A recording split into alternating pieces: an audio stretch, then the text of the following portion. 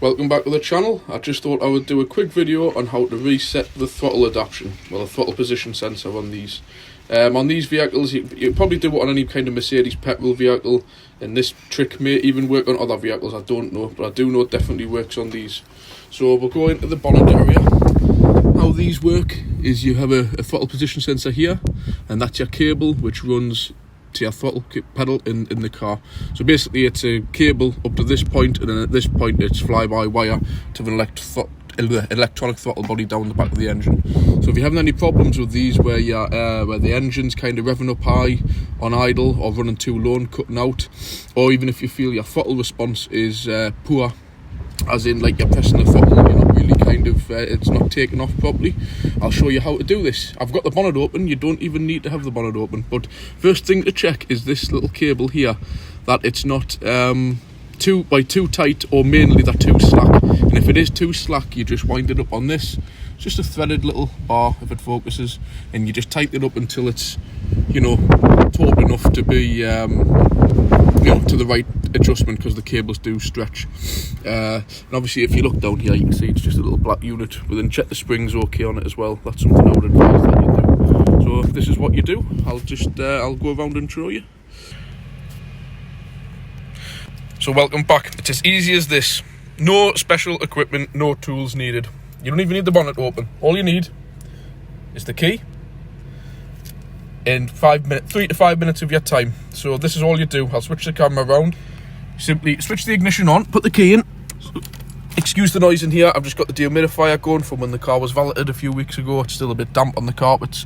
As you just simply switch the key on to the full ignition, so all the lights come on, and you're done. That's it. We'll walk around now and I'll demonstrate what's going on underneath the engine. Just leave the ignition switched on like that. We'll walk around to the front of the car. And it's a bit windy, but you might hear that buzzing noise. Can you hear that? And what it'll do is if you just leave it for 5 minutes, I'll not talk, I'll just try and leave it running, you'll hear the throttle moves. Hear that noise? What the throttle's doing, it's learning its positions from full throttle open to fully closed to midway, and it takes itself up in little adjustments from sort of 10% up to 100%. And that's all it does.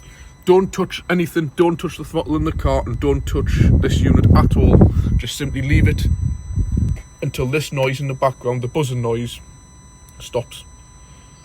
So all it's doing, it'll probably do it again in a moment.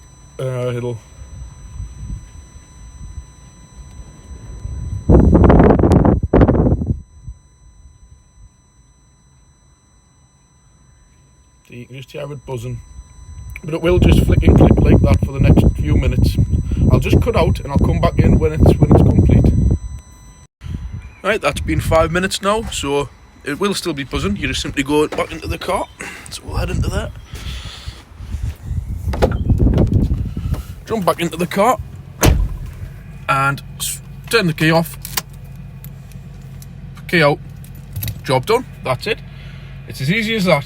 So I believe there's a few other older kind of cars in this type of setup. That's all you do.